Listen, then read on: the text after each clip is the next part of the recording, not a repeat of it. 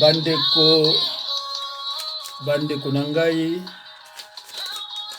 na kati na nkolo ezali ngai le révérend Jacques Dinabanza. Bandeko na ye na thème moko na lobela binango les 4 satanistes. Denis Lessi, Roger Baka, Edingwe et Jean-François Ifongue doivent être hospitalisés. Bandeko batu oyo natengi bakombo awa baza ko bebisa foi ya bandimi. Pona soko moni moko aye pona ko décourager batu. Mususu aye ko finga, mususu aye na ba fausse prophétie, mususu aye ko loba makambo moko aza musala nzambe te. Mususu azo ko loba aza musala nzambe mais azo ba makambo moko vraiment eza contraire na parole de Dieu. Yango na bandeko naza vraiment na minute mingi te comme d'habitude na bandango mbala moko na bandana nani na bandana Denis Lessi. Bandeko Denis Lessi apesi na pasi. Denis Lessi apesi na pasi. Bible lobi na biso na Matthieu 12:37. Par tes paroles tu seras justifié et par tes paroles tu seras aussi condamné. Et dans Job 15:6 la Bible dit ce n'est pas moi mais c'est ta bouche qui te condamne. Donc faut y parler là-bas. Na yoki ba propos ya Denis Lessi donc a confirmé que ndenge nani fonga lobaki na ye charlatan mais a confirmé ngo ki azam sala nzambe te. Alors bandeko nazana tante totala maloba ya Denis Lessi oyo ye moko ebimi na monoko na ye eza mawa mingi boyoka bandeko na ngai ozomona mwana yibita moni botugara moni tu ba tendresse eloko basi bali kwa za tendresse aza kimia elobeli musakata na biso basane do biso bo so tomé na pola musakata o résister te papa poème ezawa donc yebo videte mayo kama musazali nako sembe nonyo sona mais na za poème ezala nzoto te se kufa musakata bazana eloko moko na ma miniki miniki ezala nzoto basakata nyoso eza nini eloko mo ya kote batila biso mwana nyonso aza musakata abota malango eza nini eloko na mintenge c'est-à-dire ezali eloko mo pouvoir mo zakata biso so mwasi alingi yo tili wa oboya yote omona te ezalaka bongo yani te bakisi mo boye ya kimvanga fo badelivrance balie wana papa na longole ezo résister biloko wana eza compliqué papa na tano sana ministère papa résister au diable il faut le débrouiller ye mo mutalobi yango c'est-à-dire na résister na rien ekei parce que babandolulu kaka yo mpe obandolula donc ezaka ndenge mitenge eza mpe nasali délivrance na misali boto délivrance namoni edimine awa likolo yo ozongisinga lisusu biso ezongi bazongisa lisusu so olobi na mwana mwasi wana oexplike oke non Denis Lessi président kutu tozotinda ye bamessage baprésident baministre ebongo yo nani oza marié mama tina nalanga marié c'est-à-dire na komo sisa bapoye mango sikoka na nzoto na ye nzoto mama tina ozomona sikoyo mwa na bana mpe je suis avec vous ensemble bapoye esilaka na nzoto bana na neolekendeli bana sikoki bon toza mpe bato papa ozomona nde toaboto ya bato mais mitenge wana eloko mabe papa eloko mabe mitenge na miniki bloke eloko na so okwela mwa matakata. Alors bandeko bolandi l'essentiel ya moto yo bino bobandaki kobenga prophète na banzi bandeko bolandi nyonso oyo ya lobi pona vina ye biloko ya so benga asali tu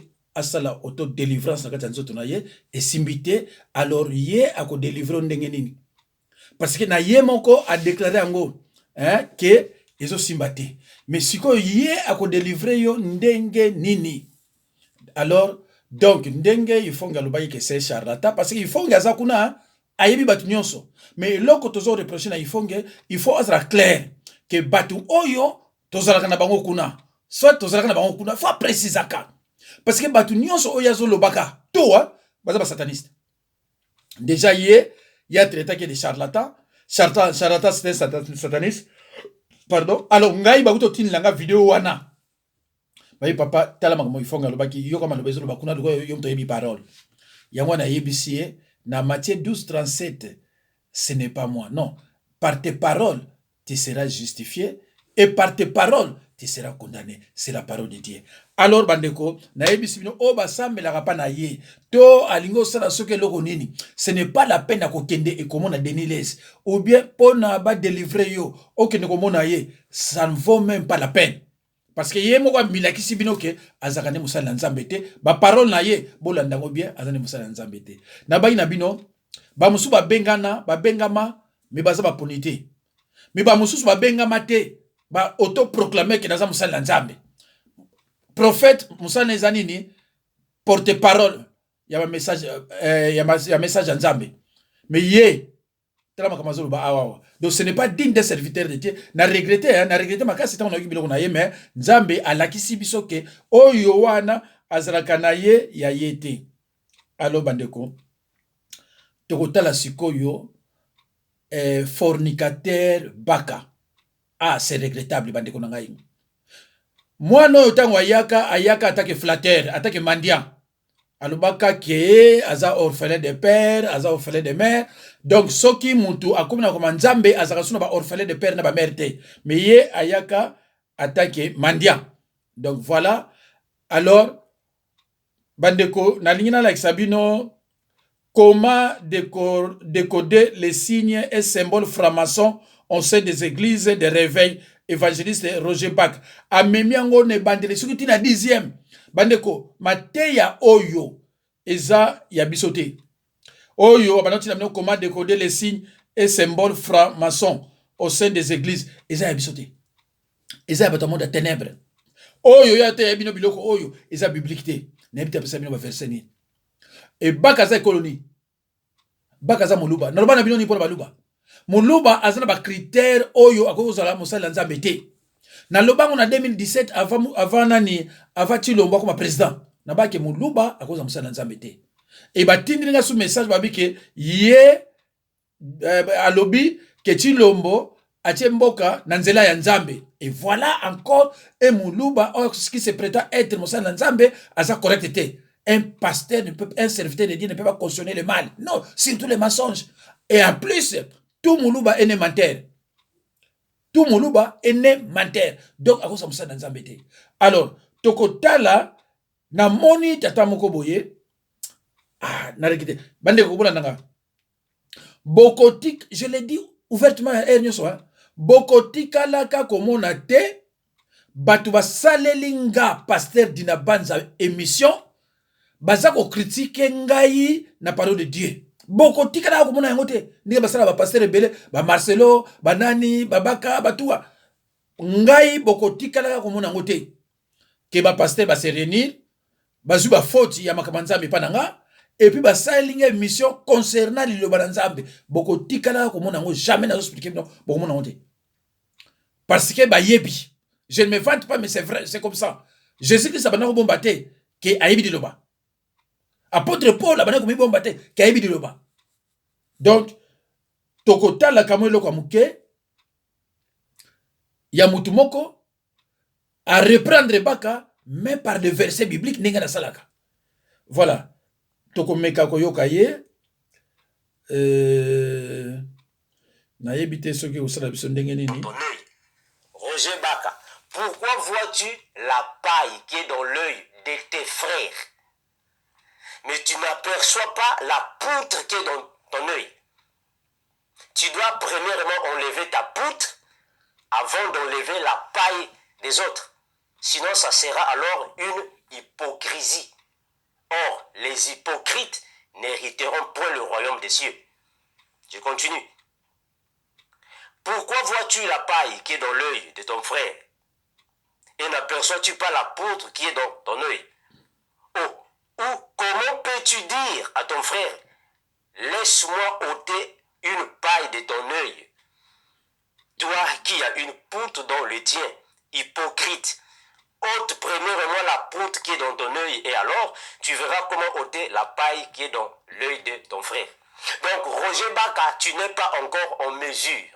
Tu n'as pas encore la capacité de juger, de condamner, de critiquer les fautes des autres, alors que toi-même, tu n'es pas un modèle. Tu n'es pas un exemple à suivre. Parce que tu es en train de kidnapper tes propres frères. Ce qui est contraire à la saine doctrine de Jésus. Parce que Jésus-Christ nous a donné un seul commandement. Aimez-vous les uns et les autres. Et il a ajouté, honore ton père et ta mère. Mais c'est la même chose. Celui qui aime son prochain, il accomplit déjà tous les commandements. Parce que quand quelqu'un aime son prochain, il ne peut jamais convoiter sa femme. Il ne peut jamais le tuer. Il ne peut jamais l'emprisonner. Il ne peut jamais le kidnapper comme toi, Roger Baka, tu as fait. Aime ton prochain comme toi-même. Maintenant, je vais passer au décryptage du message, ou soit de la conversation secrète de Roger Baka. Et bien après, je reviendrai pour donner des éclaircissements sur tout ce qui se passe entre Roger Baka et le pasteur Israël, pour ne pas parler aussi du frère Brice de la RDC. Accompagné. Shalom. Oui, évangéliste, shalom papa. Shalom. C'est moi qui vous avais appelé le matin, malheureusement vous n'avez pas voulu m'écouter. Ce matin, je n'ai pas parlé avec vous. Si, je vous ai appelé par votre numéro de 0998, là, je vous ai dit que c'était le frère Alexis de Philadelphie. Ah non, mais moi je t'avais dit ceci. Je suis occupé, viens me rappeler dans quelques temps.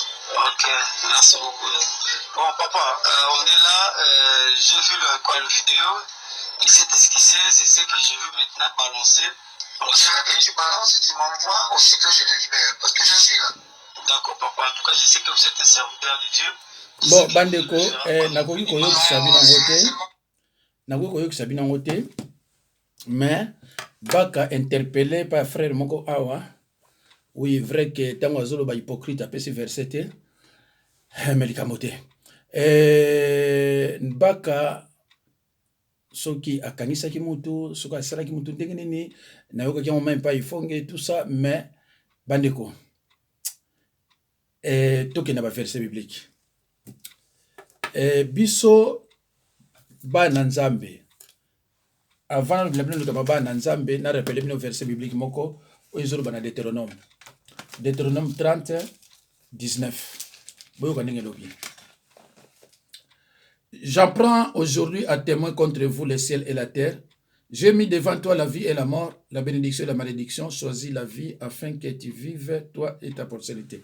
Tant que la Bible choisis ta vie, choisis la vie pour que tu vives, toi et ta descendance. Bazolo Banayo choisit le royaume de Dieu. Badeko, dans le monde spirituel, il y a le royaume de Dieu, là où il y a l'amour et le Saint-Esprit. Et dans le royaume du diable, là où il n'y a pas l'amour, il n'y a pas aussi le Saint-Esprit, mais il y a la haine. Alors, bateau on a lobeli alelo, bazana royaume à Satan, Saint-Esprit a été, et zana haine. C'est pour cela, bazana amour fraternel te. Bandeko, avant boyoka oyo, nakocha vidéo mon na sali, titre nango ezali l'amour fraternel. Mais cet amour doit s'accompagner du respect. Alors, l'amour fraternel, qu'est-ce que signifie l'amour fraternel? C'est l'amour de ceux qui sont unis au sein de la fraternité chrétienne. 1 Pierre 3, 8. Cet amour doit s'accompagner du respect. 1 Pierre 2, 17. Nga na marchera toujours dans le verset biblique. Alors, batu oyo lukola bazana yango te. Bazana amour fraternel te. Amour fraternel, il faut respecter frère na yo. Eza amour moko Jésus-Christ alobi na biso, eza neti au-dessus ya amour nyonso.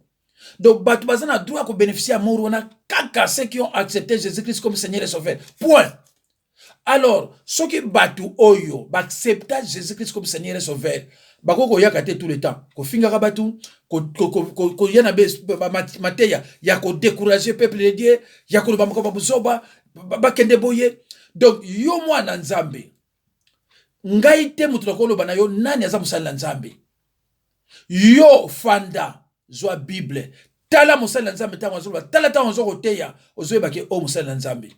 Na yebisio bato na tangi awa bango nyonso baza ba sataniste mutu moko soko yo na problème oko kende po délivrer yo parmi les 4 oyo azate boza naza clair hein parmi ba oyo en plus bazali basali na nzambe te Bible zolo bana biso bazali des serviteurs inutiles des fontaines sans eau tanga na Matthieu 25:30 et na 2 Pierre 2:17, des faux enseignants.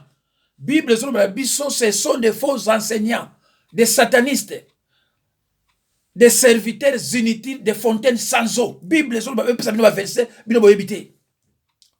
mais comment batumba s'occupe yé découragement, maté ya loyenge et vous suivez des gens qui sont en train de, mais c'est pas possible. Ozo Hollanda, mutuneti aye na mjoki ninge il faut ngalobaki pa ya Mark ye moko mutayeka oyebisa ngai mais yo le boza musala nzambe soki ye ayeka oyebisa yo ba deux fois papa na ye yo faut bimisa yango et les aveugles sont en train de les soutenir que oui oza na raison alors mbali boso na yebaki te bandeko que ba censé bazoba na RDC bazama ebele aboye na yebaki yango te na yeko yebango tango na moni ifonge alobi aza musala nzambe tango na moni Roger Baka alobi aza musala nzambe et c'est par là na yeko yeba qu'effectivement les essentiels na RDC bazebele mutu oyo azo sala mabe yozo kumisa ye toko soutenir yo mutu azo sala mabe c'est regrettable quand même hein vous commettez vous tous des péchés de participation d'accord alors toke sikoyo toza toujours na Roger Baka tokotala eloko moko boye voilà Roger Baka Zembo pezali ya lelo bien belanda message yolanda vidéo oyo après to pasola makomi na kombo na Jésus Christ qui a cette sanction au Congolais avant le 15 février 2021 cherchez à quitter les lieux où vous êtes dans la diaspora. Amen. Après cette date, vous deviendrez des esclaves dans ces pays-là. Ainsi dit l'Éternel. Il y a cette sanction au Congolais. Avant le 15 février 2021, cherchez à quitter les lieux où vous êtes dans la diaspora. Amen. Après cette date, vous deviendrez des esclaves dans ces pays-là. Ainsi dit l'Éternel. Il y a cette sanction au Congolais. Avant le 15 février 2021, cherchez à quitter les lieux où vous êtes dans la diaspora. Amen. Après cette date, vous deviendrez des esclaves dans ces pays-là. Ainsi dit l'Éternel.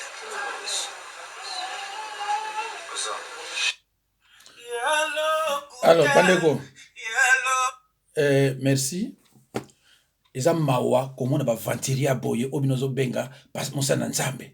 Donc mususu pas ko fana ndako na ye abengi baka abondela pona ye. Quelle ignorance, quelle ignorance. Eza mawa mingi. Bandeko ngai, musala ya évangéliste ni. Na tie mate ya moko wana 0556. Soko lingo yeba musala évangéliste landa kuna. Malgré mate ya kitoko batu bakoki kobalinga landa yango te bazo landa babiloko yo ya ba désordre. Musala évangéliste eza ko prêcher parole de Dieu. Na koti na chaîne ya oyo nani na bani na ye ya baka mama na ngai mena lembi nyonso ba révélation prophétie révélation mateya ezaka suki 2 sur 3 prophétie révélation contre batu donc ndenge il faut que ça là ko yesa ba problème na batu problème mutu wana kuna ndenge il faut que ça là mutu boy nalobi yeyo amipesi comme évangéliste nzambe na ngai tala kutu d'abord ndenge alati aza kobima po apesa prophétie na monde entier omoni ndenge alati neti kama voyu moko balobi na yo ata bina basher mais ndenge atelemi na ndenge azalaki est-ce que oyo bozomona mosala nzambe yeyo mais bandeko na pression bino mateya ya moko nalobaka prophétie et divination. Prophétie ekokisamaka. Divination mutu ebetaka bapoto. Et divination eza nzambe te, eza Satan. Prophétie ezalaka ya nani ya nzambe ekende pa mususu te. Botala na banata te awo nani na ba tango yeko mona David. Tango yeko mona David botala ba yebisa David que moi no bobota akufa. David a koti ba prière et non exaucé. Moi na kufa kia. Mais comment bino vraiment beaucoup yeba mutute. Mutu yo ayaki na pasi alobi ke naza orphelin de père, naza pe orphelin soki de mère. Hein? Donc pour na yebisa bino ke naza na pasi nazo luka na lia. Yango no yoki il faut ngalobaki na yeke oyaki longi misis. Il faut que fasse ça. Ah, d'accord. Ndeko nangai. Et loko Baka, c'est un aventurier. C'est un pas le dégéné. Aye pa telemi azo bana mukili. Ato muluba zaka muluba. A telemi pas sur le monde entier que soki boza kuna ti les 15. A lobi pe dit l'Éternel. Muluba te. Baluba bandenge. Alobi pe dit l'Éternel. Alors qu'ayebi kazo kosa. Ndeko, soki yo benga mutuneti Baka asambela pona yo ndeko na ngai ozana musika peut-être pe okeli felo. Eza mawa mingi. Eza même na muso benga muto yo soki prophète muso abimaka soki ewanga. Un fornicateur de l'évangile wala muso na ebite so akima kinawapi. Abana ko na ba prophétie na lukuta simbakate. C'est pour cela bandeko na komi la gouvernement nani yabino kuna RDC na ministère de la justice soki bako kanga Denis Lesi Baka na Edingwe ba traiter bango baza la gentil amour du prochain ba tia bango na hôpital parce que nazo mona neti mitu penza ezana ba problème epele ou ba bengi pete epele. Alors na l'examen sur mutu moko susu nzambe mboka moko bandeko ya pasi eza pasi wapi boko yoka ye bino moko boyoka ye presque na suka okokoza na likambo moko oyo ata lelo zati olobaki likambo oyo to raisonnaka yo naloba likambo yango bien ke mpo na ngai Edingwe bapaster bato bebisi mboka oyo. Pour être un pasteur, il faut d'abord mensonge. Pour oyekola mensonge, pour kosa la population. Nakata mboka na bisa homme de Dieu azate. Biso tout, tout ça va lokuta. Oui. Parce que nous avons bien que voilà. Merci bandeko boyoki. Boyoki ndenga lobi. Bandeko sataniste moko te akoko linga pasteur. Hein? Eza combat entre le monde à ténèbres na biso. Sataniste moko te akoko linga pasteur. Yangwana bomonaka. Soki mutabimi souci na ye fa critiquer pasteur. Pourquoi? Parce que ayebi ke biso na bango tous en royaume mokote. Bango ce sont des candidats potentiels à l'affaire. Repentance ya ba sataniste zalgate. Donc ndenge bazawana neti oya uti koloba tout droit. Ndeko ayebi na ekutute que pasteur aza politicien te. Ayebi na ite. Ayebi na ite que pays na biso za dirigé na ba pasteur na ba politicien. Ayebi na ite.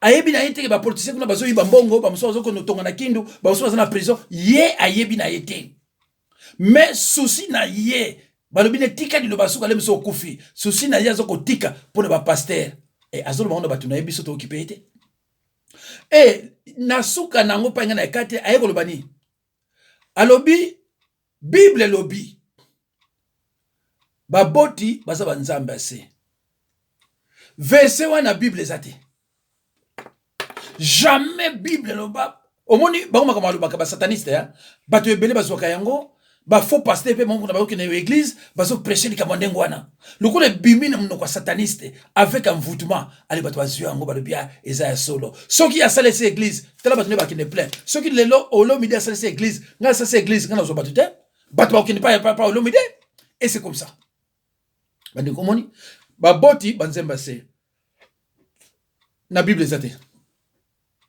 na Bible ezate Bible lobi obéissez à vos parents mais elobi jamais comme ça banzamba ase nzamba ase la raté maman ou bien papa azana ndoki aleyo mais nzamba ase alera mutude nzamba alera mutude omoni expliquer bien nzamba alera mutude c'est pour cela ndeko na ngai ce n'est pas bato bongata la bangote nga batini ngango ce n'est pas n'importe qui yo ko vanda ozola na bututa ozola bazwa ko bundisa yo bazo saloma be tout ça otala kaneti ba baka ba ifonge ba denilesi ba idingwe otala bon pourquoi yo moi nga ba discipline nga bato na tangi batala bangote ba otala bon pourquoi parce que ba bibi ba serviteur de diété baza ba nini ba fontaine sans eau des disciples inutiles des serviteurs inutiles Bible ndinga sa ko loba na pesi no verset bande ko sa mawa isa mawa tela sparse ba ifonge mikolo nyoso mone na YouTube au délivrer quand ngaso na bato bayipa nanga bima na ozwa bino te benga ifonge ate yaza musana nzambe te finga bato oh mais botala ke pourquoi oh te ya finga bato kuta makama bato c'est regrettable allo bandeko na banzi na lexi bino bato vraiment fona komala mukanda même na ministère ya justice pour na ce qui possibilité vraiment ali ba se faire soigner parce que bato bakolo bakaboyete bato ba baka on benga musala nzambe kendo tala kuna ba prophétie ya kindoki l'air nyo soit prophétie kindoki ya kindoki na kindoki ba tout la plupart on va ça ba prophétie sont dans la sorcellerie mais oui le prophétie mais on va prêcher parole de quand nyo so wana bande boyi pourquoi parce que ba famille ezana passé ceux qui bazo ba vie par pitié parce que ba futa par pitié YouTube a futa comme quelque chose ngai obozolanda ngaba futa ngate pele za besoin futa ngate soki otie ndenga na ocha ba biloko aboyi ba kufuta ngate soki olexi 30 secondes ndenga na chaka musique wana ba kufuta ngate bango ba yibe bato na zo ba bango ba yibe donc na za ngate pa futa ngana lingaka batu même 500 ba yokinga na changer bango batu même 500 donc sur ba leki 1000 na sepe déjà bien na changer batu belé mais bozoto la batu 37000 pour besoin de le remonter bolandi mutu 80000 pour besoin de le remonter tandi bazo critiquer bango alors awa na lo babona ifonge batilange loko moko ya ifonge c'est eleki 2 ans il a accepté d'avoir signé un pacte avec le diable. Donc, j'ai fait ifonge, j'ai signé, à lui bien, j'ai signé un pacte avec le diable dans le passé. Na ola accepté notre titre, na accepté payer moko. Voilà. Ponga na kendige boité. Na finga raté. Voilà.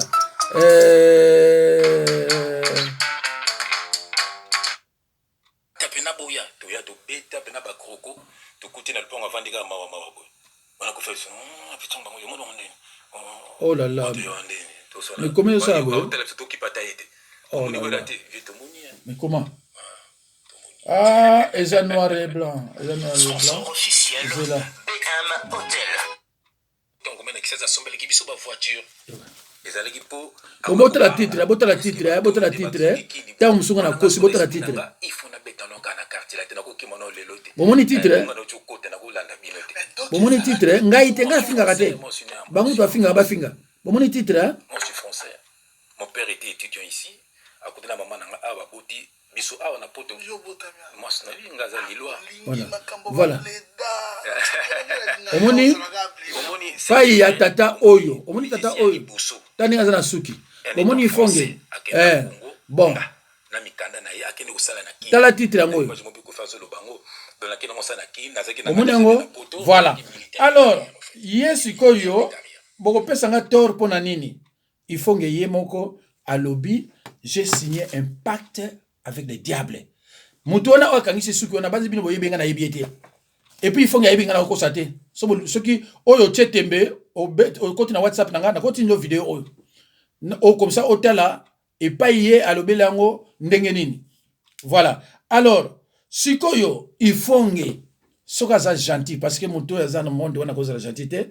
Akoko loba na biso asala ki confession na repentance et pas wapi. Parce que ceux qui a cela qui confession na repentance, ils pouvaient pas se comporter de la sorte. Alinga ko kota na amour fraternel. Oui, c'est dans la Bible. Na zo ba amour fraternel ya bien côté.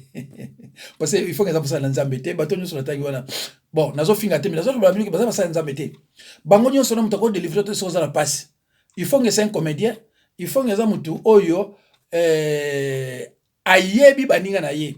Et ndenge azo dénoncer bango wana, mais il faut que ça clarté. Faut ça la gentil, mais na monde très cause la gentillité.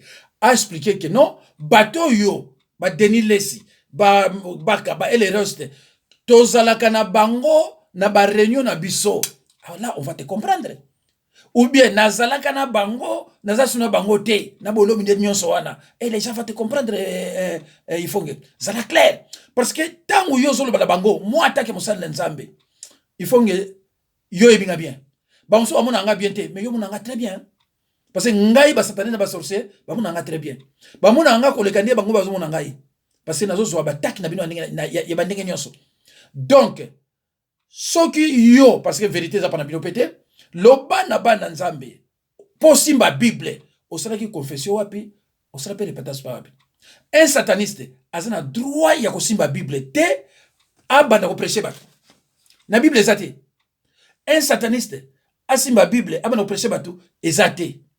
Na Bible ezate.